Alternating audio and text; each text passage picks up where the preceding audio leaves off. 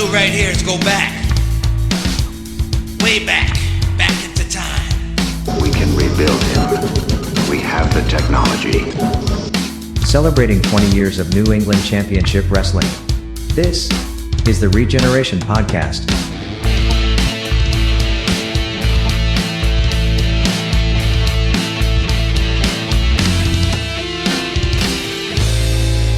And now, here are your hosts, Sheldon Goldberg, Joe Matarazzo, and Kevin Castro. Welcome, everyone, and it's time once again for the NECW Regeneration Podcast, celebrating 20 years of New England Championship Wrestling. Sheldon Goldberg here, along with Joe Matarazzo. Hi, Joe. What's going on? Hey, Kevin Castro is with us. Good evening, afternoon, morning, whatever time you're listening to this. All right. And we've got a very special guest joining us for this edition of the Regeneration Podcast. One of the most important people involved in New England Championship Wrestling, and I mean that with all sincerity. NECW Producer, Director, Bryan Nadeau. Bryan Nadeau, welcome to the Regeneration Podcast. Hi, guys. Thank you so much for having me. Well, thank you. That was great. Thank you. I'm glad you gave me that intro. We're going to celebrate that was beautiful. Here. And almost put a tear to my eye. Well, that's a natural reaction to have. Plenty of this stuff brought tears to my eyes in 20 years of doing this. So, anyway. Good tears or bad? Both. Both, exactly. Depends on what day we're talking about. But anyway, Bryan, you joined us in what year? I want to say mid-2006. That sounds about right, because as we've gone through this 20th anniversary collection that we've released, and the flashback matches that we've been starting to put out, there's two video periods of NECW, before Bryan and after Bryan. Anything before Bryan, the quality is a little dicey, the video quality is a little dicey and whatnot. But once you got on board, it's a whole different story. And NECW really began to live up to what I had hoped it would live up to. So what I want to do as we get into this is let's talk about you. Let's talk about your background, how you get involved in wrestling, and how you get involved in NECW. So I'll let you give a little bit of This Is Your Life here. Well, we only got an hour here, and believe it or not, I've been in the business 20 years. Mm-hmm. I started with Bob Evans training. Actually, I started before that in backyard stuff. And Bob Evans saw the stuff we were doing in the backyard and was like, you guys could be my first students. I see something in you guys. So we did that for a little bit. And after, I don't know, about 6 months to a year, I needed to branch out, as we all do, and started doing other things. And after about 3 years or so, I could tell that it just wasn't for me being in ring. All I wanted to do was be a fan. Mm-hmm. So I still became a fan, but I started looking more at the production side of it because that was my background. That's what I did for my real work. That's what I went to college for. So instead of watching the competitors in the ring wrestling, I watched how they put it together, and being more of a fan of Kevin Dunn than a wrestler, because it was like, oh my god, this guy's putting it together, bing bang boom, bang boom boom, he's on time every time. Seeing how ECW sometimes got cut off before their main event, and picturing those kind of things. So I wanted to get back into it. Mm-hmm. So I started coming around the independent scene, and obviously there's half a dozen or more companies you can try to go with. I started just going to shows as a fan, paying for a ticket, going around and trying to use my knowledge that Bob and what I learned in wrestling, trying to say, hey, I can help doing anything from setting up chairs to be your TV producer. Right. And anything in between. And then I went to an NECW show at the Armory, and I was blown away. Absolutely blown away at the production that you guys were doing. And as far as I know, that was kind of the beginning, or like the second year of the merger between PWF Mayhem. You had already gotten through combining the belts and making the Triple Crown title. Right. Mm-hmm. But it was still just 3 belts. You hadn't gotten 1 belt. I believe Evan Six was the champion at the time. That's correct. So that's exactly that time period that I'm like, okay, I've heard of Sheldon Goldberg from the NE stuff. And it's like, okay, so he's the guy I need to talk to. I talked to you. You were absolutely amenable to me, and you welcomed me, and you like, let's talk to my partners. They're the ones that do the production. And that was about it. I started coming around, like I said, starting with chairs, saying I can hold a camera, I can do this, do that, and just kind of escalated from there. Well, you became a very critical piece of NECW from that point forward. We started by doing, at the time that you came on board, we were doing TV online. We were doing these weekly online TV shows. We had been doing them before you got on board, but you coming on board, the quality of those shows dramatically went up. The quality of how it was shot, the quality of how it was put together, it all dramatically went up. And of course, by the time 2010 rolled around and we went on television for the first time, by that time, we had been pretty practiced at doing these things, and we were ready, at least we thought we were ready, to make that leap to actual television.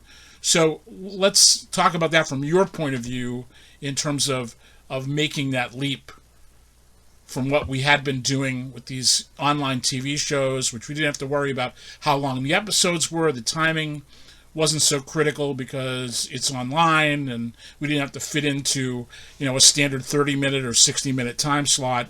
Let's get your perspective on that. Well, that's the toughest part of actually trying to do a real television show is you got to stay within a time frame. Mm-hmm. And if you have sponsors that are paying for the other, say, 4 or 6 minutes of that half hour that you're in, you got to make sure that they hit that. And we wanted to make sure that we had enough room for all of that. And not only did we want to make sure that we had the sponsors, but we wanted to make sure we had the best content for the half hour, whatever that it was that we had. Right. The biggest thing was when we announced being that we were going to be on Comcast Sportsnet. Right. And trying to figure out how we were going to do 4 weeks of TV with one show at the Quincy Armory. That show, I believe, was a pivotal point in the history of the company. Absolutely. Because of expectations, reality, the location, the fan base, everybody involved. That was, I want to say, the climax of the history in the company. Well, it was certainly because that could have made or breaking us. Right. And unfortunately, I think we didn't deliver the way that the fans expected us to. Well, that's but we true. were doing the best that we could with what we were given. Right. Well, that's the story of NECW. We always did the best we could with what we had. And I don't think, as I look back on it now, 20 years later, I don't think there are very many people that could have done what we did with what we had to do it with. The fact that we produced so much content over a 20-year period, and as you see going forward, the quality of that content just kept getting better and evolving and so forth. To, when we got on WMFP, that was another milestone. I think that we were, had we not had the Comcast experience, I don't think the WMFP thing could have happened, for one. That kind of lived up to the potential. Had we actually had sponsors on Comcast, it would have been different. And then the problem, it wasn't that we didn't have sponsors. It was we were going to either too small of a fish or too big of a fish for sponsors. And it was a conflict where you try to get the best sponsors you can. And you want the real money, you need to go for ad agencies that want hard numbers. And if you don't meet those hard numbers, even in 1 week, they'll pull the sponsorship. So sponsorship is difficult than I thought it was. I thought everybody would want to jump on board, see their name part of this. That was the part that kind of crushed me too. Right. It was hard. It was hard. Even when we were doing it at WMFP, and we had basically these mom and pop businesses that got on board. There's only so many hours in the day. Yep. Don't forget, we all had jobs. Yep. We had lives apart from producing, a half hour of original television every week. But we did 90 weeks of original TV. Never missed a week. Never delivered it late. Always delivered it on time. I wish I had pictures of the calendar. I had a marker board that was already a calendar. Yeah. And every month I'd put the month and the dates. TV edit due, TV edit airs. TV edit due, TV edit airs. TV edit due, the whole way through. Yeah. Mm-hmm. Anybody calls me after work, what are you doing? Editing TV. Right. What do you think? I would literally spend almost 2 to 3 hours every night after work, every week, to get this out. And I almost had a heart attack the first 2 episodes because we needed to deliver tapes to Waltham. Oh, that's right. That was back in the Comcast days. Yeah.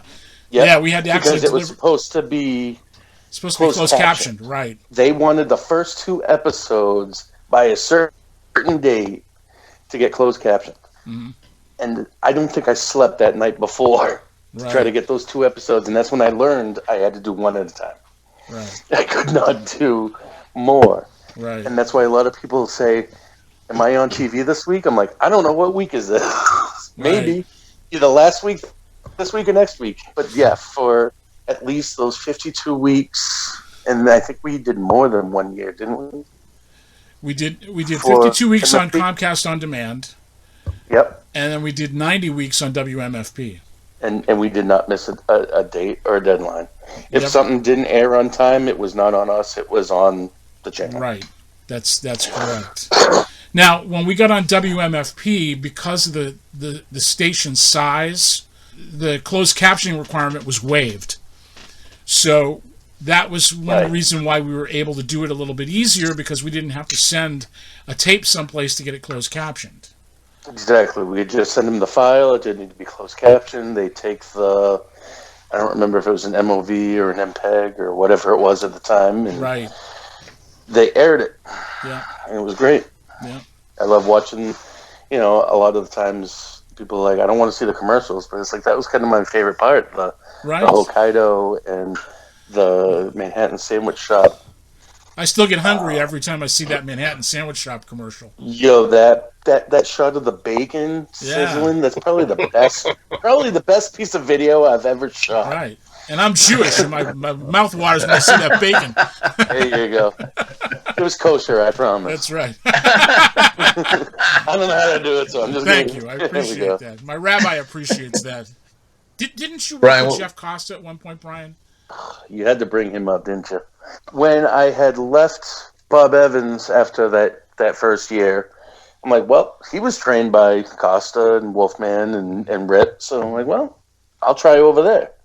Maybe he learned the good stuff from them and the bad stuff somewhere else. So I tried them, and that's kind of where I had my illustrious 2-year in-ring career, was their version of the AWA, and I had some good matches. I actually wrestled Brian Fury, I don't know, probably half a dozen times. He was the babyface, I was the heel. I did learn a lot from them, I will say that, but I wouldn't say I learned a lot from Jeff. I learned more from Rip and Maverick.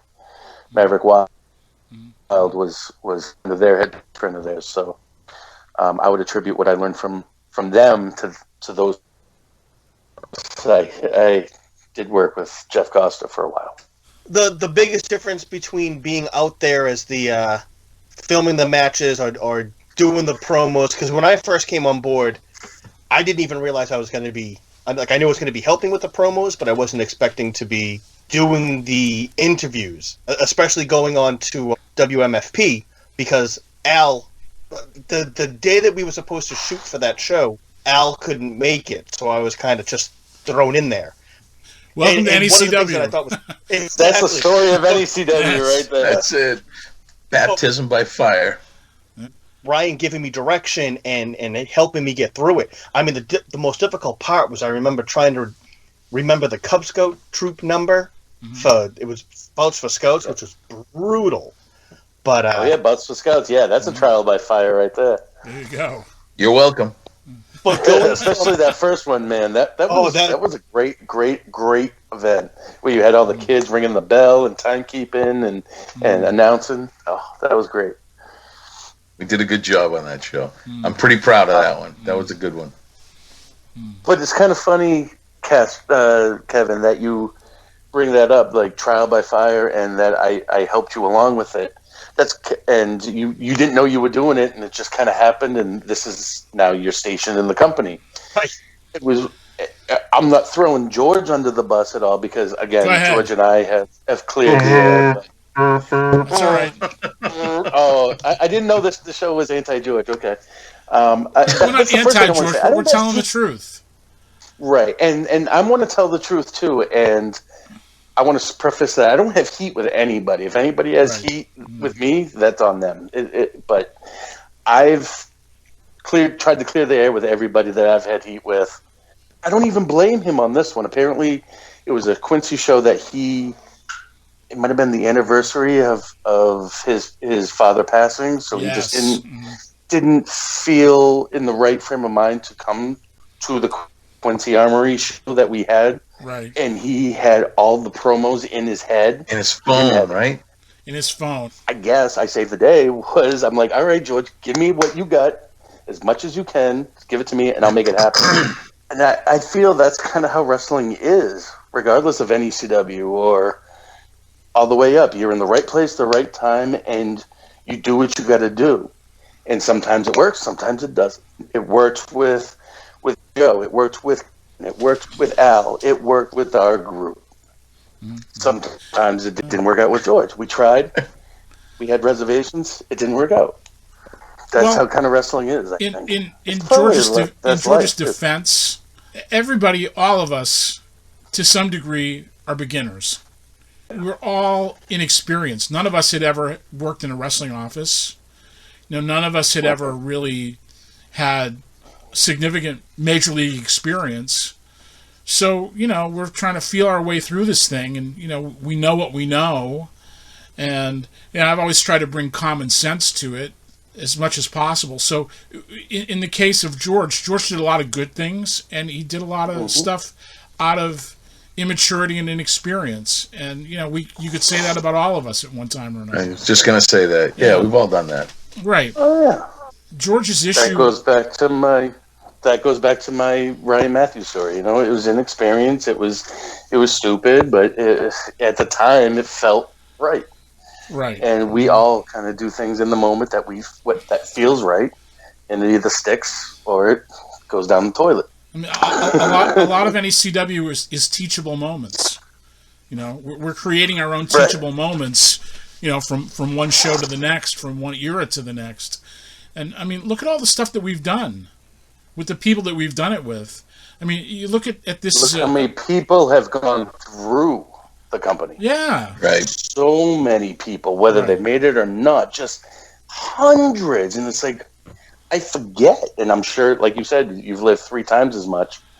So it's like you forget how many people you've actually run into in this world. Oh, yeah. Crazy. I've been, in different places around the country, and someone will come up to me, oh, yeah, I worked for you. And really? You did? Oh, yeah. I was at Good Time Emporium. Oh, you did? I tell the story that a couple of years ago I was out in Las Vegas helping my good friend Howard Brody out, who's doing Ring Warriors, taping the shows in Las Vegas, and this guy comes up and grabs me from behind and said, oh, you haven't aged a day. It was Sin Body. Kizarny from WWE. Mm-hmm. He had worked for us once years ago at Good Times, and I had totally forgotten about it. I'm just sitting here saying he grabbed you from behind? Yeah. He just you hugged me, grabbed me from behind and said, I thought he grabbed you from behind, like squeezing. Not like Darling Damon. No, not like Darling. No. Darling Damon. Yeah. Robbie Ellis. We're back to Robbie Ellis again. See? We do have a bonus match, which we were alluding to, actually, a little while ago. We're going to be taking a trip back to November 30th, 2007. We're going to see Tanya Lee taking on Ryan Matthews, and we'll talk about that match in a little bit. I wanted to ask you another Jeff Costa question. Were you working with Jeff when they were doing the commentary over the PA? Oh, yeah. Tell us about that. It was very distracting as a worker. However, I understand this was his attempt to do gimmick. television. Yeah, well, that's the other thing. I don't think anybody realizes. I produced about a half a dozen episodes of TV for Costa. Mm-hmm. He was supposed to shop around, and I don't know if he ever did. He didn't like it, whatever. But he came in. How much time we got? Because this is a little bit involved. I kind of forgot about this. Go ahead. He would come in and do some studio stuff, like it was like Tuesday Night Titans, and it was him and was it the Butcher or who Butcher did he Hughes? have? Butcher Hughes, yes. So it was Butcher Hughes was supposed to be the Ed McMahon, and he would tease that this is Lobster Man's All-Star Wrestling, and that's how he wanted it, wrestling. Rasslin. So that's how I did the logo with our special guest Christina Aguilera. So we go into it, and he would tease Christina Aguilera was going to be on the set, but watch this match first. So we'd watch the match, and he didn't know what fucking match it was. I'm sorry. There's my first slip up. Sorry. I'm surprised I made it this long without swearing. But anyway, he didn't know what match it was. And he would come back and say, we got Christina, I promise. And by the end of the episode, he would show up with like the Christina Aguilera doll from Toys R Us. And he'd sit there and have a conversation with it, and him and Butcher Hughes. Then the next episode would be to tell the truth. To tell the truth, sort of. And they would have people under a mask and try to figure out who it was. Like just this old 60s, 70s carny Compelling. stuff. Right. And then he would just say, well, that was great. Let's go to the matches. And he wouldn't know what the heck he's watching. And you could tell by the end of the episodes, he was more and more perked out. So he was just losing it. So there was Christina Aguilera doll. There was Britney Spears doll. To tell the truth, sort of. And a couple of other episodes. And then we had this huge thing, his family get-together at St. Anselm's backyard barbecue thing. I brought a TV and showed everybody the episodes, and it went over like a fart in church. So, swell. That was about the end of that. Oh boy! All right. I don't think he ever shopped it around. The rest, the workers were not happy with it. I don't even. He was happy with it. This was at the might point have been a rib on me. I don't know. By this time, he was being funded by the Wolfman, Jason Sanderson. Exactly. And then this is kind of why I left for a good 4 years and said, you know what? I was happy when I was a fan. For those of you listening who don't know, Jason Sanderson, the Wolfman, was a guy who used to wrestle for Jeff Costa. Jason Sanderson won the Powerball. He won $89 million in the Powerball. And I guess had put Jeff on a payroll or had given him some kind of cash, an annuity or something like that. And, something. Yeah. So, I mean, Costa used to say to me that he was a consultant, that he was getting paid as a consultant from somebody. Yeah. That's how the bean counters put it in the line item. Right. So Wolfman took care of him. Crazy. But yeah, I mean, he had no idea of how to produce television. He was doing all this goofy stuff. You know, Jeff Costa wrestled in Vancouver back in the days of the territories.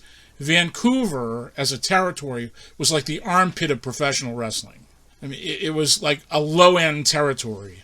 You can actually find some of that footage online of Costa. I've seen some of the pictures and some of the promos he's done, and at the time it was decent. You know, he never looked like anything.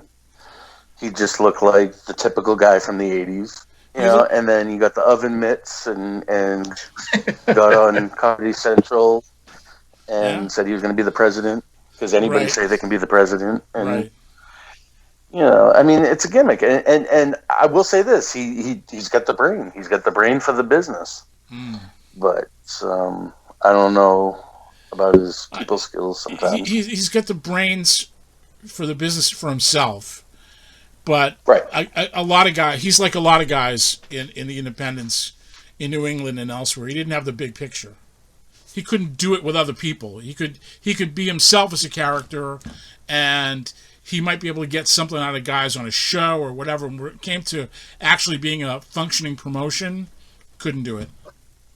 I think not my biggest drawback, but it was obviously my biggest strength was the fact that I was going to college, or I went to college for television production, and then went to wrestling school and done this, and then tried to put it together in that early stage.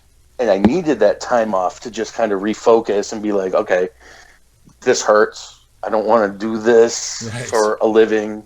I'm smarter than this. People that do this for a living shouldn't do anything else for a living.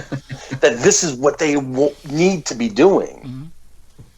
Well, the wrestling business is more than just wrestling. And and my biggest thing was I knew I would not pay to see myself in the ring. That's when I took myself out, and then obviously that failed TV venture, trying to put wrestling into it, I needed to step away. And then I needed to come back and find myself and find a home, and that's where NECW Triple W was too. Because that's the other thing at that time, NECW and Triple W was probably at its strongest.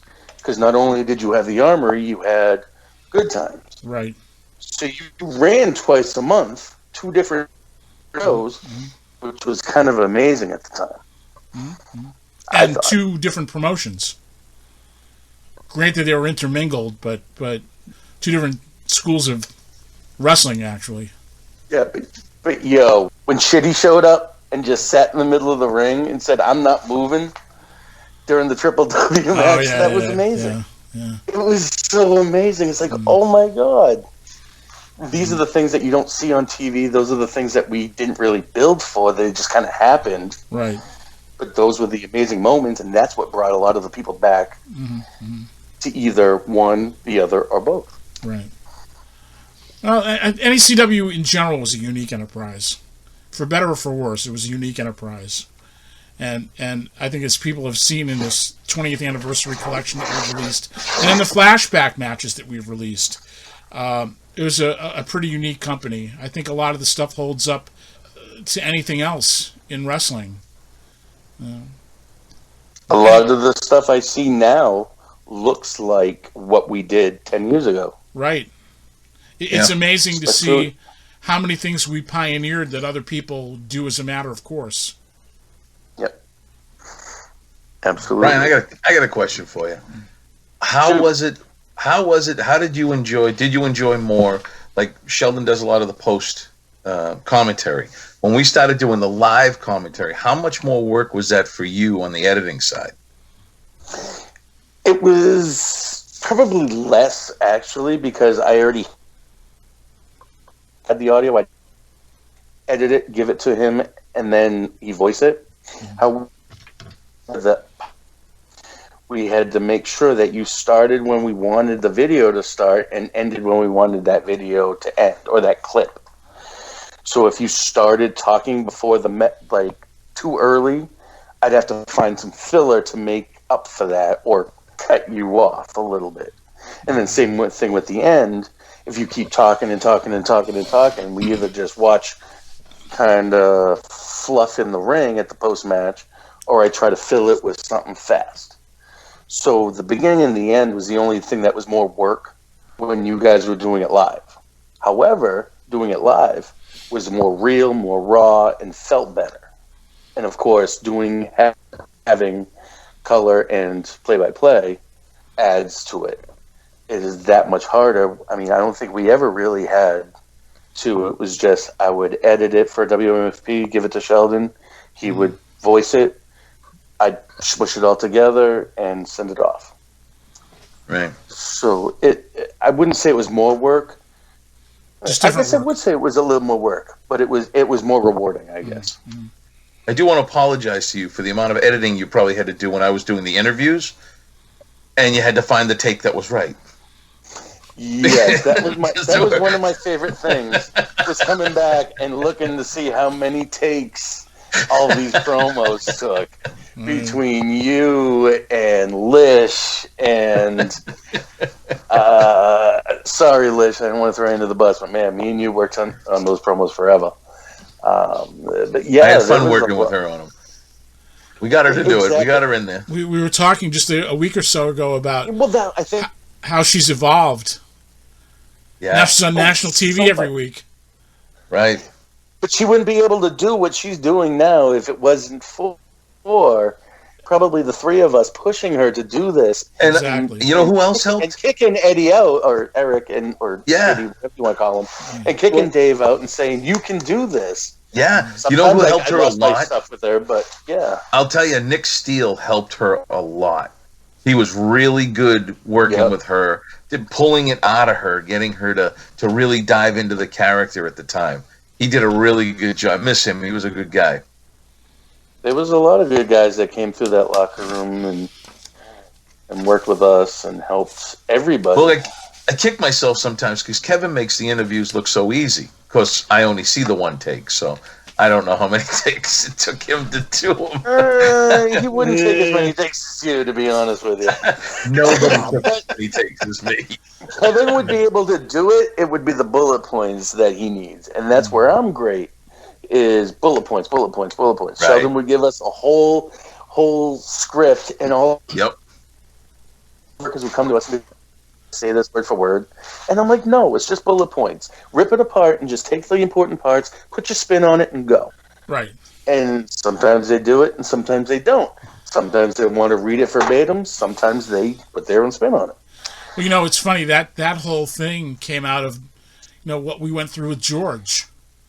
With George, nothing was written down. Nope. Nothing was written down. He'd come to the show and scribble out. It was all in his head. All in his head or in a phone. You can't do that. No. If you want to be in this business and do it professionally, you got to write shit down. You can't. Everybody needs to be on the same page, even if it's a cameraman to the director, to the producer, to your opponent. Everybody kind of needs to know what's going on. Otherwise, it's going to go askew, and you're not going to get the result that you want. Yeah, so I went and that's all I was trying to do, was trying to get the result that we things. wanted and pull the best out of these workers. That was my goal, was to pull the best out of them and move our show forward. Yeah, it was always much easier when I was working with Bryan, when he was filming and directing the promos. When he was doing more ringside, and we had a couple of other people filling in. We had Slug at one point where sometimes the camera wouldn't even be where it was supposed to be. We used Pigpen at one point where half the time he wouldn't have the headphones plugged in. So we would be filming and have no audio. And we wouldn't realize it until well after the fact. So there was a lot of frustration when Bryan wasn't back there with me. I'm sure there was a lot of frustration for Bryan when he was there. I remember a time in Brockton with Mark Damon that I thought Bryan was going to just turn around and leave because it was just take after take after take. And I honestly don't know if we ever finished that promo, now that I'm thinking of it. Who the hell is Mark Damon? That's awesome. That's awesome. No, I'm serious. God. I don't know who you're talking about. It was in Brockton. I'm trying to remember how. I know Darling Damon, but nope. Damon? This was Mark Damon. He was big dude, and it was just he would start talking and then stop, and then we'd start up again. And he's a good guy. Don't get me wrong. I don't want to bury him. Yeah. But as we can see, Bryan's level of frustration growing and growing and growing, and that was probably the highest point I've seen him. And like I said, I don't even know if we ever actually wrapped that one up. I know it didn't air between him and Jeremy, some of the Jeremy Prophets. Jeremy Prophet agent. It was a Canadian guy? Yeah. No, Prophet was, not Damon. Well, I know, but this Mark, I'm going to have to look him up now. Didn't he have that goofy tattoo on his nipple? Is that what we're talking about? I don't think he did. This is getting weirder. People listening to this have no idea. Just thinking we're all smoking something here. But anyway. What about the little Jewish kid that brought Genesis one time, and I wanted to make him your kid? Oh my God! Son of Yeah. Sheldon. Yes. Yeah. What was his name again? He had Spencer? like playing. No, not Spencer. No, It wasn't Spencer. I'll tell you. No, he was If literally Spencer the guy was my that kid, drove I Genesis cut the to rest of my show. schmecky off. And That's Oh my God!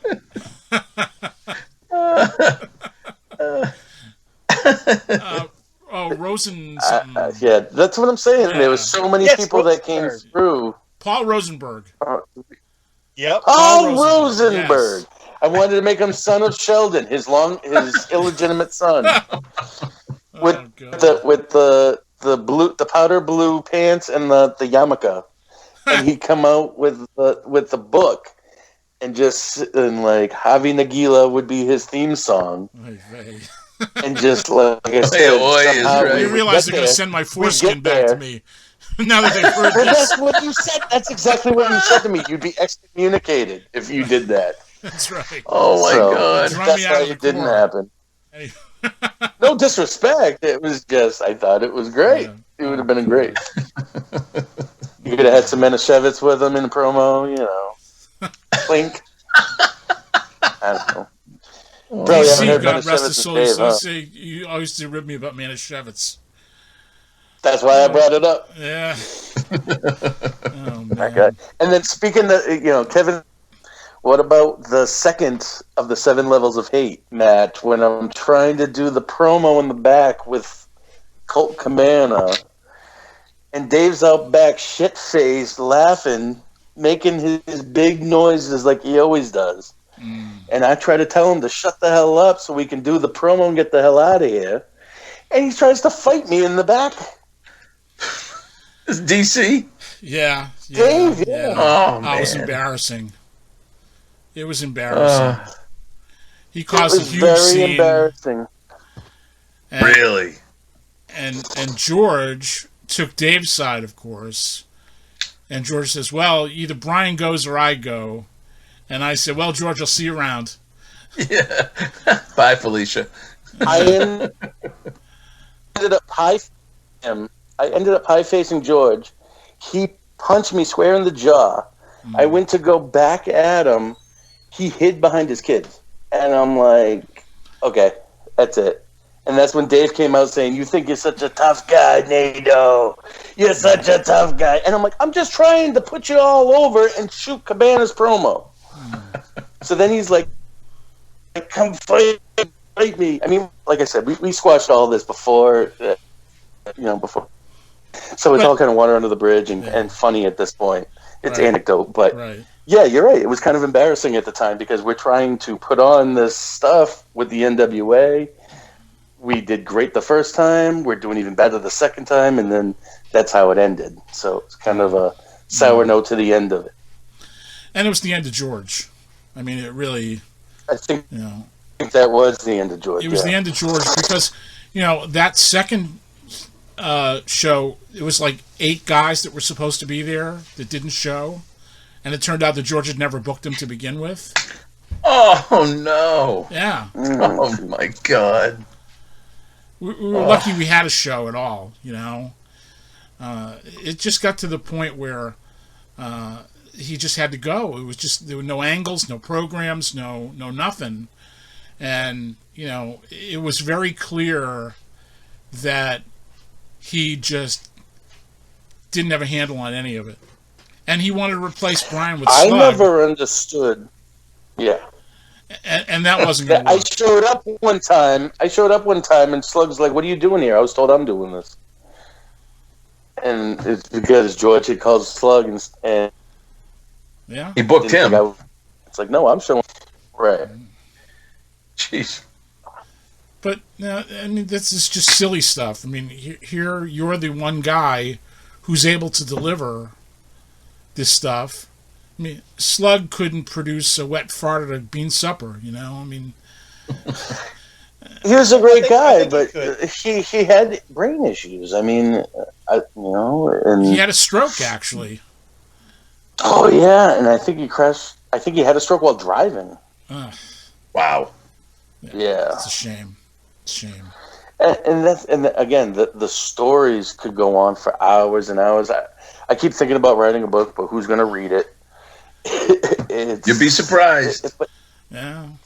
You know what? If anything, write one down for your kids to read one day. I know. That's what makes it fun. The funny part is, you would think he sits and watches wrestling with me all the time. It literally came out the womb with him. He knows how to banzai drop, Ric Flair knee drop. Good, I got a tag partner for him. Oh yeah, Yes. That's the thing, you know. And then Bo, his daughter is about the same age, Bo Douglas, and he's got the wrestling school in Wakefield. So it's like we've been talking about this. Let's get all these kids in the ring and just. Does he still have the Wrestling school, Federation? Bo? He does still have the school. Okay. I don't know what he's doing exactly for students. I know he can't do full classes. I think it's almost a day-to-day struggle to keep that place until the COVID restrictions are lifted. I don't know how some of these other schools can do it and he can't. I don't know if Wakefield's a little bit more stringent than, say, Attleboro or wherever some of these other schools are. Might be the size of Andover, rather. I don't know if it's the size or if it's the Board of Health in that town, but... Gotcha. Right. But he's still holding on to the building. The ring is in there, and he's hoping one of these days he gets the green light and he can have classes again. Brian, I got a question for you, too. Vignettes. What were some of your favorite vignettes that were away from the ring? Things that you did. I mean, I know that we had a lot of fun when Max Bauer got hit with a car outside of the armory. About that. That was one of the things we actually did during the 20th year anniversary. What were some of the other ones that you can think of? I totally forgot about that. That was good. Didn't we stuff somebody in a trunk too, and they drove away? I think T.J. Richter. Maybe that was. That sounds familiar. Yeah. I want to say T.J. Richter. It does. Yeah, man, we did all sorts of stuff because that was when it was T.J. The big dude there, Monroe. Mr. Monroe and Minnie Rowe. The midget. Yeah. Somebody went, it might have been even Spencer at this point. I don't even remember, but that was a good one. There was one but before you even showed up with Darling Damon and the Crown Jewels with Tony Ulysses. Tony somehow knew or knows somebody at a beauty salon and at a limo place. So That's right. I spent one of my holidays. I don't remember if it was President's Day or not Patriots Day. Some dumb holiday that you didn't really celebrate, but you got the day off. So we planned it that I went down, and we spent the whole day doing stuff and trying to put and interstitial that into TV. I think that was way before we even had the Comcast deal. Right. That was one of the first things we did. Yeah. So that was a good one that I remember doing. But almost anything down in the armory, the dungeon that everybody used to call it, and the Echo, and even that video that everybody put together because everybody was screwing around. I think you bopped Spencer in the nose with a microphone. I forgot about that. Yes, I did. And I got pissed because you guys were mishandling my equipment that I'm borrowing from my shoot job. But that stuff was hilarious. It was hilarious. And I think they edited a whole blooper reel and then put that at the end or something. They did. So that, yeah, of course, popping the boys. That's what it's all about, right? Right. It was actually a good popping. Before the show opened for us to be out there and have our meeting and to show. That was always a cool way of being a nice icebreaker, get everybody laughing. And, that was the cool part is a lot of us, you had to be able to laugh at yourself. You know what I mean? And not take yourself serious. Look, when they show 24 takes of me, right, trying to get the stupid promo right. That was the video. That's what it was. It was the 24 takes of you. It was shitting on you, and then you got your revenge on Spencer. That's what it was. I mean, you had to laugh at it. You know what I mean? As frustrating as it was. Back then, it was fun. We were a family. We were a gang.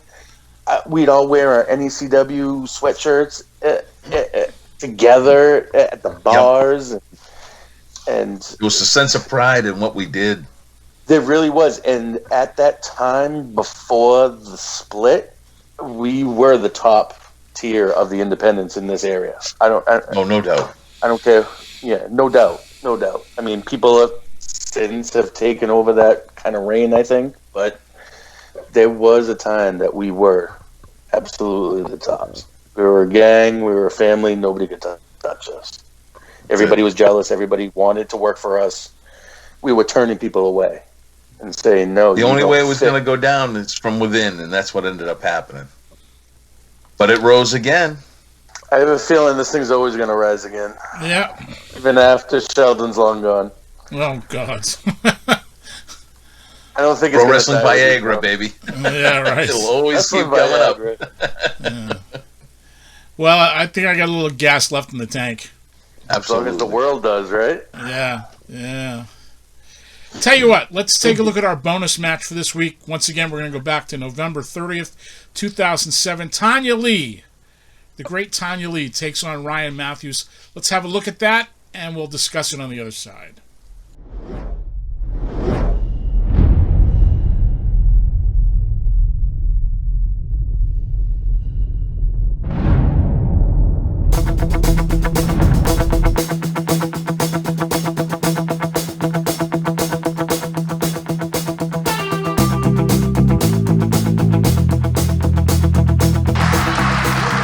Welcome back to NECW TV. There you see the mouthpiece of the East, Sean Gorman, and he's got some words, apparently, for Tanya Lee. You guys don't mind if I talk for a while, do you? I would imagine they do.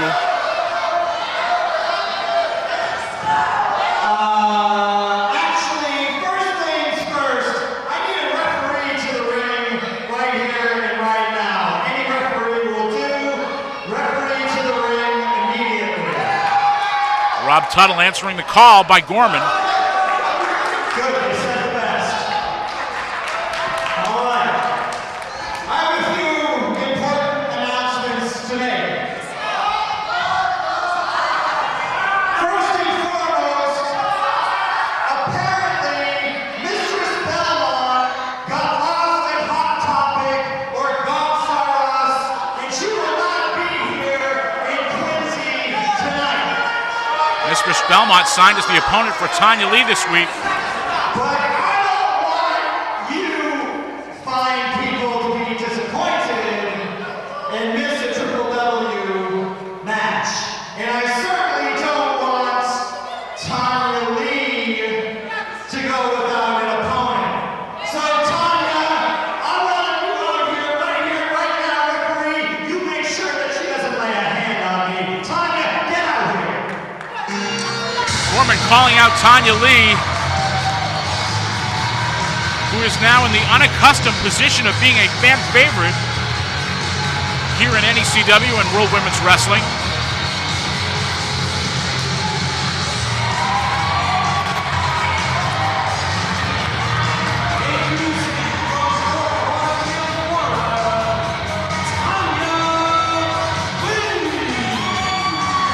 Tanya Lee unceremoniously dumped by Sean Gorman, who turned on his longtime protege here. And Tanya Lee, believe it or not, folks, was really deeply hurt and scarred by that whole situation. Chant going up for Tanya.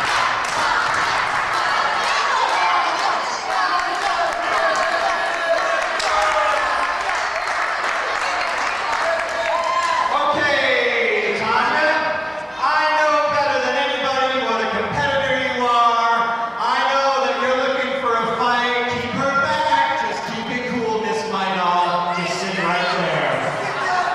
So tonight, I have employed the services of a big star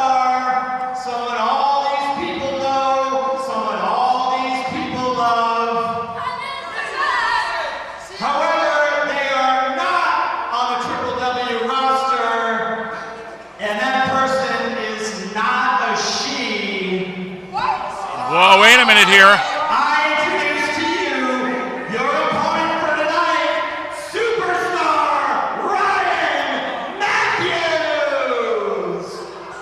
Gorman calling in Ryan Matthews as a ringer here. And I would not use the word superstar and Ryan Matthews in the same sentence. There he is, accompanied by Matt Spectro.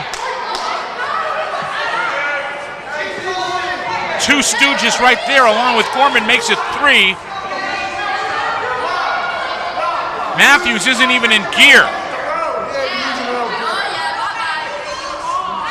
Mr. Gorman, if you would let me speak for a second, please. I know you've offered me a lot of money. Tanya, listen, baby. Listen, baby? I don't want to do this just as much as you don't want to do this, so I'm willing to offer this. You can lay down on the mat on your back, which, according to Mr. Gorman, you're pretty good at. Oh, come on. And I can pin you for the 1, 2, 3. And I'll take Mr. Gorman's money and I'll take you to a little Italian restaurant headed by Mr. Dillinger and a Mr. Edwards that I like to call Sabatucci's. Oh, jeez. Sabatucci's? I can just kick your ass right now. That sounds like a better idea to me. Tanya Lee, the fight is on. Tanya Lee going after Ryan Matthews, who rolls to the outside.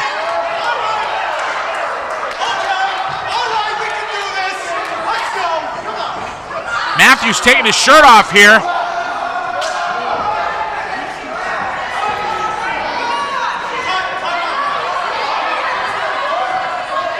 Matthews calling for a timeout. Rob Tuttle begins the count.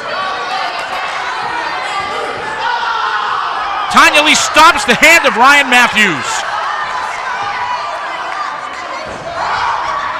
And Spectro gets the same treatment.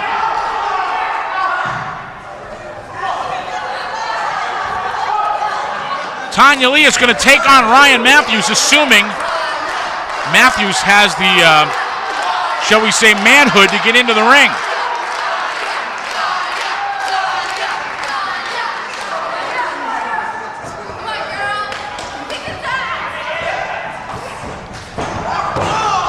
Matthews powers Tanya Lee to the canvas.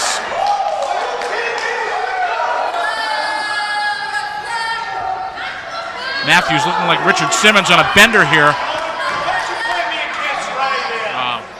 Matthews wants a kiss, gets a slap right in the kisser. Boot to the midsection, and Tanya Lee drives him headfirst to the mat. Only a count of 2. But a close near fall for Tanya Lee. And Matthews now with a big body slam. Sends the former Triple W champion to the canvas.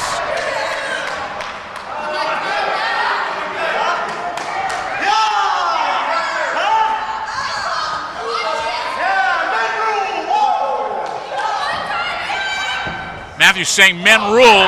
Has Tanya upstairs. Tanya hanging on. Underneath, sunset flip cover right here. And only 2. Matthews gets leveled by a shoulder tackle and a back elbow. And a drop kick. Tanya Lee in command on Matthews. Pounding away, and here's Gorman on the apron. Gorman grabbing hold of Tanya Lee. Here comes Matthews. Gorman decked. Tanya rolls him up. Cover right here. And the victory.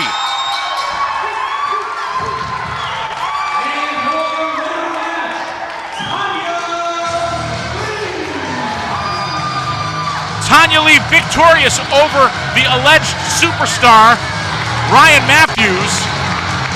And don't be surprised if we see Tanya Lee making another run at the Triple W Championship in the not-too-distant future. Tanya Lee victorious this week. We've got much more NECW TV to come. Don't click away. It all comes at you right after this.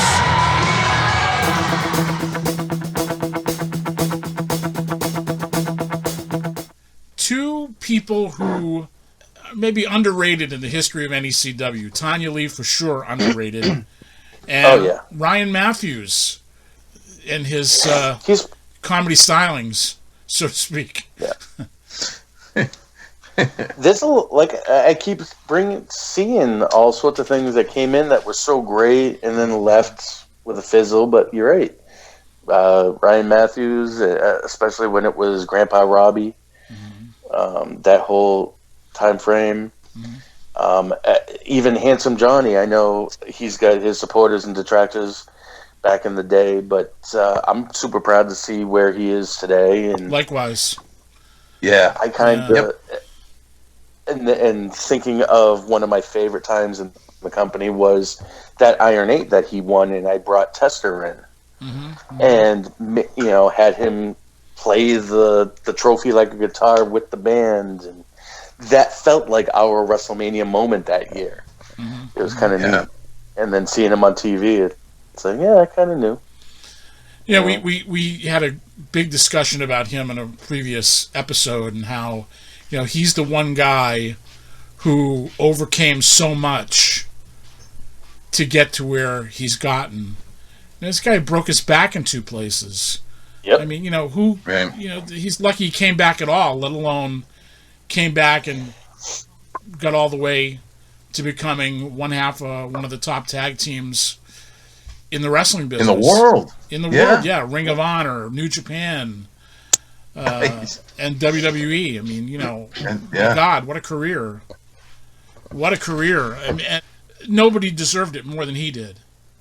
He busted his ass, especially. Yeah, he worked for it. Yeah, he busted his ass before he broke his back, and then breaking his back, and then coming back from that. Yep. It was amazing, And I picked up his wrestling figure at my local comic shop one day, and I'm like, look at Todd from Lynn. Like, it's kind of crazy. This dude gave me directions before I had GPS, from a Marathi show. Oh boy. He went from singing karaoke with Pat Piper to world tag team champion. So go figure. You got nowhere to go but up from singing with Pat Piper. So. All right. Well, back to Tanya Lee and Ryan Matthews. Guys, sorry. Joe, what did you think of this? What were your memories of this? So Ryan Matthews, I mean, he's just, the kid was just gold. Everything he did, his timing, everything about him was perfect, and the position that he played, having that comedic role, was perfectly suited for him. You couldn't take him seriously. He didn't dress the part at this point for this match. Sean Gorman, again, being the catalyst to set this all up. Without Gorman, it loses something. Right. But when he takes the mic and he starts talking about taking Tanya Lee out to Sabatucci's, I couldn't stop laughing. I'm like, that is the greatest line I'd ever heard. And then I'm not a huge fan of intergender matches unless they're done right. And this was done right. It was to showcase. It was to Tanya looked strong through the whole thing, and he treated it as a joke, and she got him. And it was. I thought it was very well done, very entertaining. That's what the entertainment side of wrestling should be. Right. Kevin, what were your thoughts? You weren't around for this, so. No, I was not around, so I didn't really know what the backstory was as far as how she left Gorman's group. But yeah, I agree with Joe. I thought that the way it was presented was pretty perfect. I know that you are a firm believer of funny doesn't make money. I love the comedy stuff, so like as long as you don't overdo it, I thought that this was very well timed, very well like it a good spot for the show, like Joe was saying, entertaining. I did cringe when Tanya threw the microphone because I hate when people throw the microphone, especially when it's your microphone. And they did one of my all-time favorite spots when you put your hand on the apron and then they stomp your finger. Great stuff. And comedy has its place. It does have its place in wrestling. You can't overdo it. Ryan Matthews was great in his role. His role was limited, though, but he was great in it. And you're right, Gorman was the catalyst for the whole thing once again. Sean Gorman, once again, the MVP of NECW, and the catalyst, the backstory was Tanya Lee had lost the Triple W title, and so thus she was being drummed out of the Corps. That's how that whole situation began to germinate. So, but Tanya Lee, very underrated, and I think we talked about this before. When Nikki Rocks was Triple W champion, and we had gotten all that publicity behind her, it was very clear to us at a certain point that her tenure with us wasn't going to last very long. She was going to get picked up. She had a WWE tryout.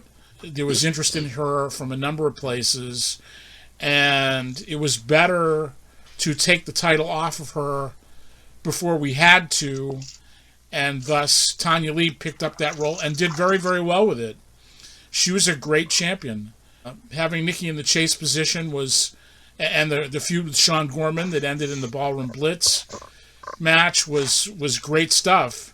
So, taking her out of that Triple W title picture and using her in the way that we did was the best way to go about it.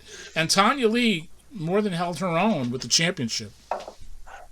Bryan, did you have some thoughts about this? Honestly, I didn't get the chance to watch the entire match over. Mm-hmm.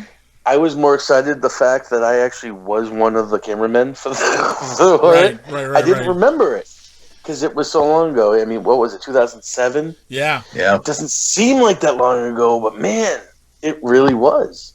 Yeah. Well, you've been the cameraman for the majority of the stuff in the series. Yeah, you have been.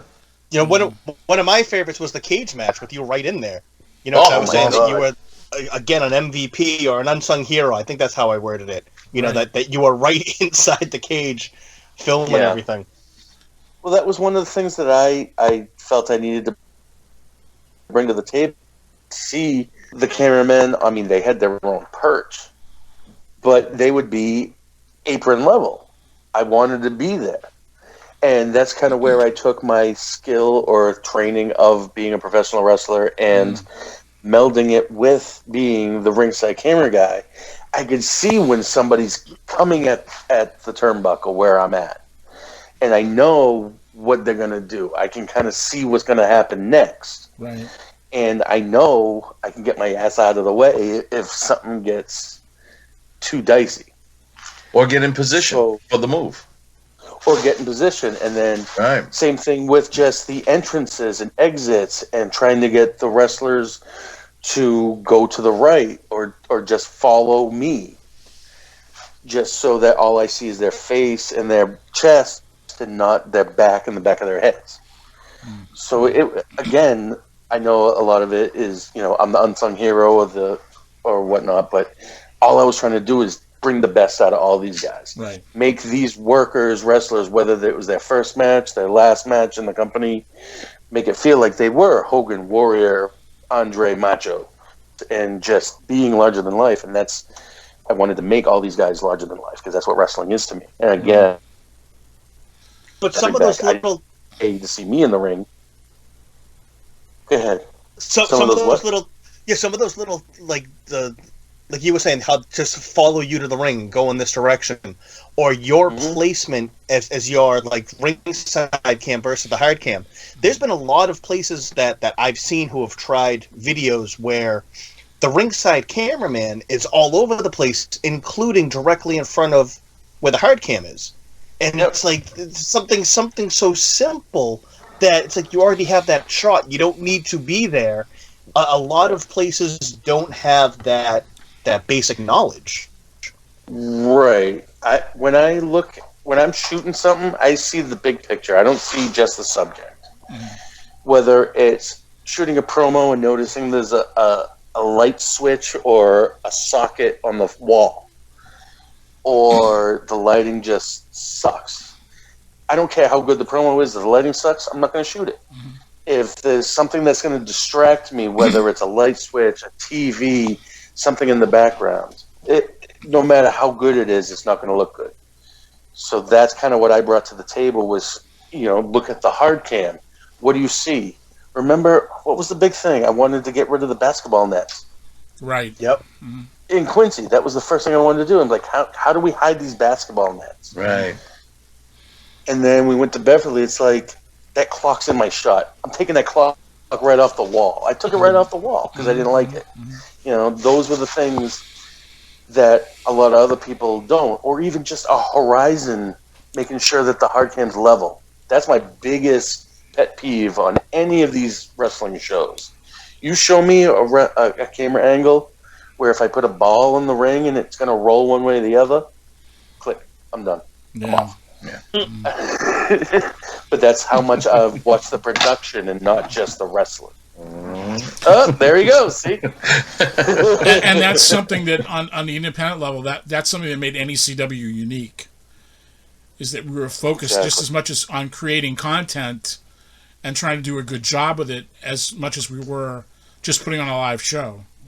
Because at that point, people were still used to ECW fan cam and being like, well, that's acceptable. Right. It's like, if you're not watching WWE perfect 1000% HD cameras, it's got to be fan cam footage, which is kind of what everybody's doing now with their cell phones. Right. So it's kind of ebb and flowed in the video world where you wanted something awesome, then you want something dirty, then you want something great, then you want something dirty, now you want something... So video is just the way that I see wrestling or just TV in general is kind of different than other people, I think.